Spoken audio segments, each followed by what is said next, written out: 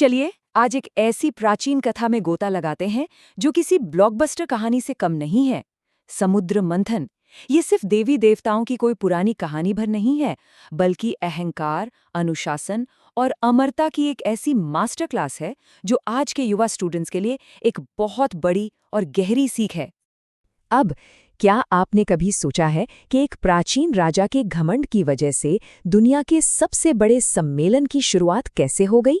ये एक ऐसा दिलचस्प सवाल है जो हमारे अतीत को उन मॉडर्न परंपराओं से जोड़ता है जिन्हें हम आज भी अपने आसपास देखते हैं। तो आइए इस रहस्य से पर्दा उठाते हैं। पहला पड़ाव, अहंकार की कीमत। इस कथा को गहराई से समझने के लिए हमें दो बिल्कुल अलग-अलग किरदारों को देखना होगा।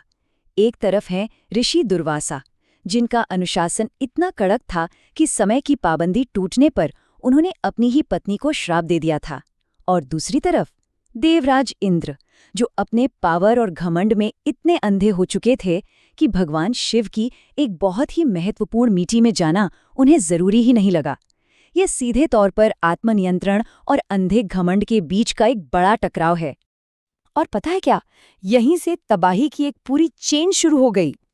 ऋषि दुर्वासा ने शिवजी की दी हुई एक अत्यंत पवित्र वैजयंती माला इंद्र को दी। ये माला सिर्फ उसके लिए थी जिसका अपने मन पर पूरा कंट्रोल हो। लेकिन अहंकार में डूबे इंद्र ने उसे बिना सोचे समझे अपने हाथी की सूंड पर रख दिया, जिसने उसे कुचल डाला। बस फिर क्या था, इस घोर अपमान से गुस्साए दुर्वासा ने देवों को शक्तिहीन होने का श्राप दे दिया। इसी कमजोरी का फायदा उठाया असुर राज बलि ने और स्वर्ग पर कब्जा कर लिया। सबसे बड़ा अनर्थ तो तब हुआ जब इस भागदौड़ में अमरता के अमृत का कलश उनके हाथ से छूटकर गहरे समुद्र में जा गिरा। सोचिए, घमंड का एक छोटा सा कृत्य और पूरा स्वर्ग पतन की ओर चला गया। दूसरा पड़ाव, एक ब्रह्मांडीय गठबंधन। अपनी सारी ताकत और महिमा खोने के बाद लाचार देव सहायता के लिए भगवान विष्णु के पास पहुंचे। और यहाँ विष्णु जी की कमाल की कूटनीति यानी रणनीति सामने आती है। उन्होंने कहा कि भाई, अपने कट्टर दुश्मन असुरों के साथ एक टेम्पररी दोस्ती करनी पड़ेगी। प्लान ये था कि मंद्राचल पर्वत और वासुकी नाग का उपयोग करके गहरे समुद्र का मंथन किया जाए ताकि वो खोया हुआ अमृत वापस मिल सके। ये एक बहुत बड़ी सीख है कि कभी-कभी किसी बड़े लक्ष्य को पाने के लिए अपने विरोधियों के साथ भी हाथ मिलाना पड़ता है। लेकिन काम इतना आसान कहाँ था। जैसे ही ये महामंथन शुरू हुआ, एक बड़ा क्राइसिस आ गया। विशाल मंदार पर्वत अपना बैलेंस खोकर गहरे समुद्र में धंसने लगा। तब भगवान विष्णु ने खुद कूर्म अवतार लिया, यानी एक विशाल कछुए का रूप, और उस भारी पर्वत को अपनी पीठ पर सपोर्ट दिया। ये हमें सिखाता है कि आपकी योजना कितनी भी बड़ी क्यों न हो, उसे टिके रहने के लिए एक एकदम ठोस नींव की जरूरत होती ही है। तीसरा पड़ाव, परम निस्वार्थ त्याग। अब इससे पहले कि समुद्र से कोई खजाना या अमृत बाहर आता, इस मंथन ने एक ऐसी तबाही को जन्म दे दिया जिसका किसी को अंदाजा नहीं था। समुद्र की गहराइयों से अचानक उफन कर निकला हलाहल विष। ये इतना खतरनाक जहर था कि पूरी दुनिया को पल भर में खत्म कर सकता था। ये उन जहरीले और अनचाहे चैलेंजेस का प्रतीक है जो कोई भी बड़ा और महान काम शुरू करते वक्त अचानक सामने आ खड़े होते हैं। और यहाँ आता है इस पूरी गाथा का सबसे बड़ा मॉरल लेसन। जब सब डर के मारे पीछे हट गए, तब भगवान शिव निडर होकर आगे आए और उन्होंने कहा, मैं इस विष को ग्रहण करूंगा और इसे अपने कंठ में रोक लूंगा। इस जहर को पीकर उन्होंने पूरी सृष्टि को बचा लिया। ये कदम हमें बताता है कि सच्ची ताकत लालच में चीजें बटोरने में नहीं है, बल्कि निस्वार्थ अनुशासन और दूसरों की रक्षा करने की हिम्मत में है। ये जहर इतना तेज था कि खुद महादेव का शरीर नीला पड़ने लगा था।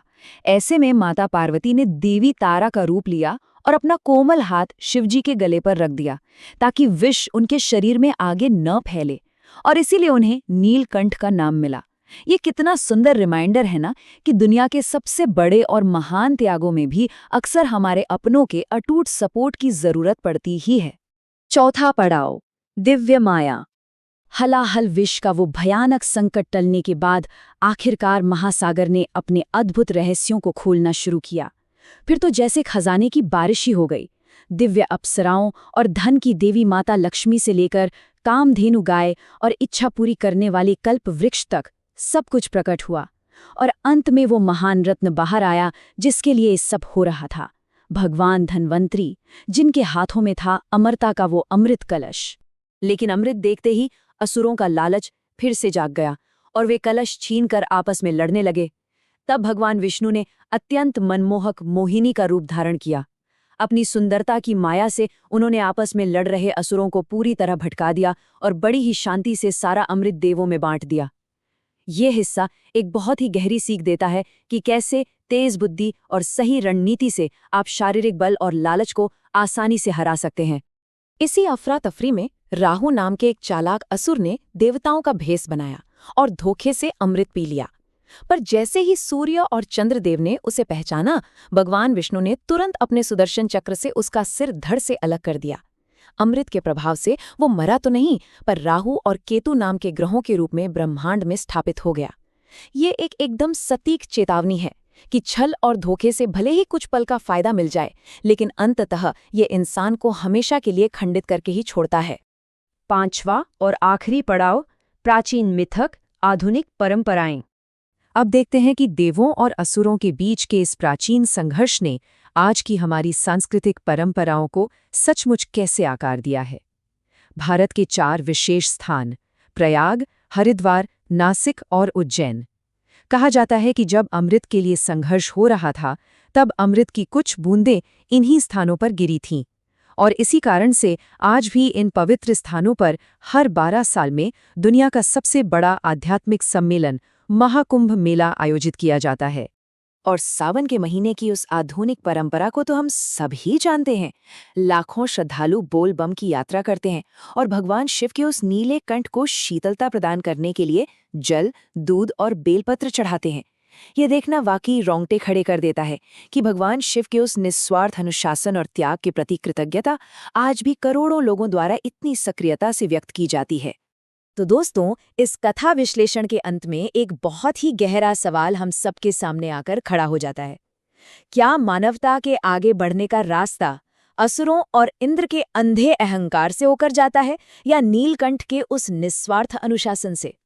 मुझे पूरी उम्मीद है कि ये प्रस्तुति आप सभी स्टूडेंट्स को ये सोचने पर जरूर मजबूर करेगी कि आप अपनी असल जिंदगी में इनमें से कौन सा मार्ग चुनेंगे। इस शानदार सफर में मेरे साथ जुड़े रहने के लिए बहुत बहुत धन्यवाद।